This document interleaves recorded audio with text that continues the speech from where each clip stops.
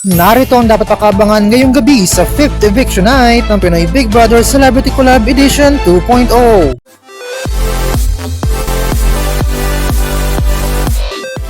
Ngayong gabi nga ay makikilala na natin ang latest evictees ng Pinoy Big Brother Celebrity Collab Edition 2.0, 5th Eviction Night.